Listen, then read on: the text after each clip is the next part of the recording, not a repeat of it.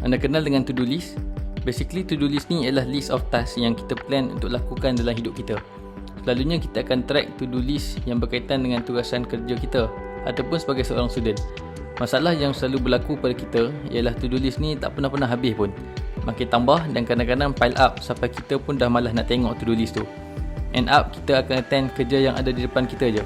Nanti bila rasa free and nak jadi produktif balik, barulah kita akan tengok balik to-do list yang baru.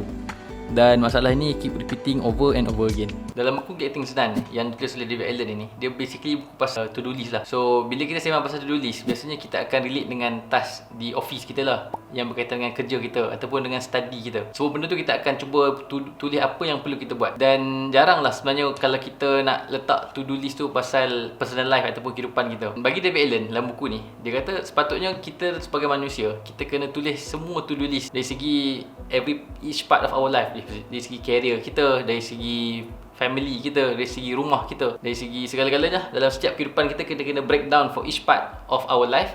And kita tengok, drill down apa task yang perlu kita buatkan untuk kita capai sesuatu goal. Bagi David Allen, benda yang pertama yang kita kena start ialah the prinsip. Apa prinsip hidup kita? Manusia yang macam mana kita nak jadi? And seterusnya baru kita akan go down into vision and then kemudian goals. Apa yang goals yang kita nak capai dalam kehidupan kita? Dan daripada goals itulah datangnya area of focus. So dalam area of focus ni adalah macam-macam lah, dari segi career kita, family kita, personal life kita, dari segi knowledge kita.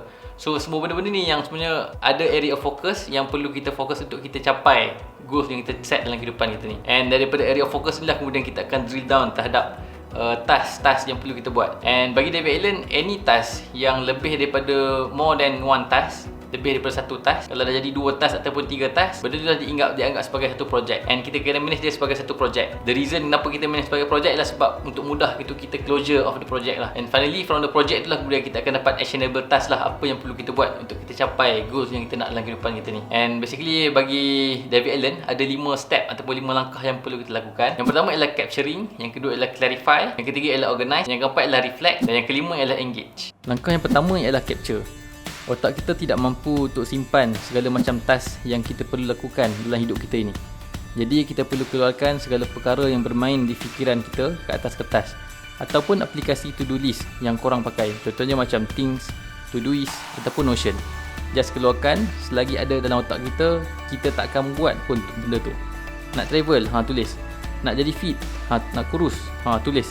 Tulis je semua benda yang bermain di fikiran kita. Okay, langkah yang kedua ialah clarify. So selepas kita dah capture kan apa yang berada dalam kepala kita tadi, dalam otak kita, kita kena clarify balik every task tu, sama adakah ia satu task ataupun satu projek. So bagi David Allen, satu rule yang dia keep it simple untuk kita buat dalam kehidupan kita. Any task yang ambil masa dalam less than 2 minit, tu semua yang patutnya kita kena buat terus. Contohnya macam basuh baju, basuh pinggan dan semua benda tu lah, benda-benda yang mudah-mudah ni patut kita buat terus. Task yang banyak task tu yang memerlukan kita buat jadi satu projek lebih daripada beberapa task, yang tu sepatutnya kita kena susun balik ikut kita punya to-do list tu.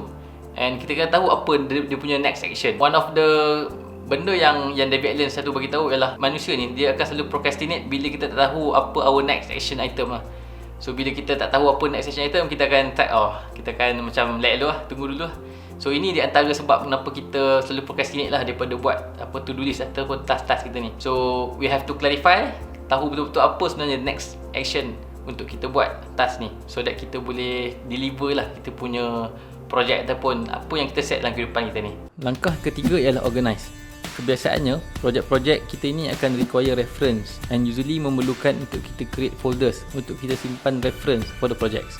Also juga, once kita dah tahu apa task yang kita nak buat, kita kena organize dan letakkan dalam kalender so that kita boleh block terus bila kita nak buat task-task tu.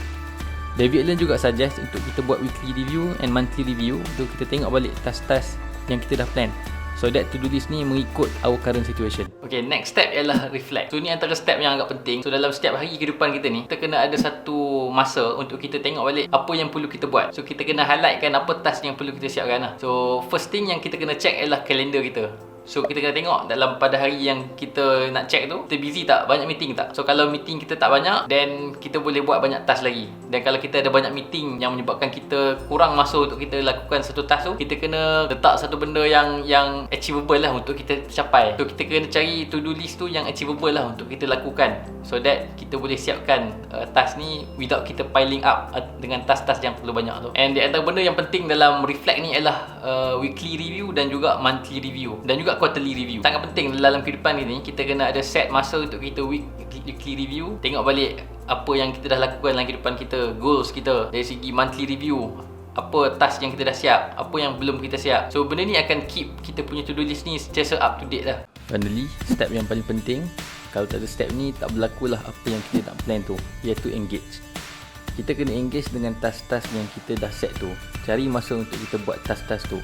One of the book yang memang fokus on this step adalah Deep Work yang ditulis oleh Cal Newport. Memang sangat recommended lah untuk korang baca.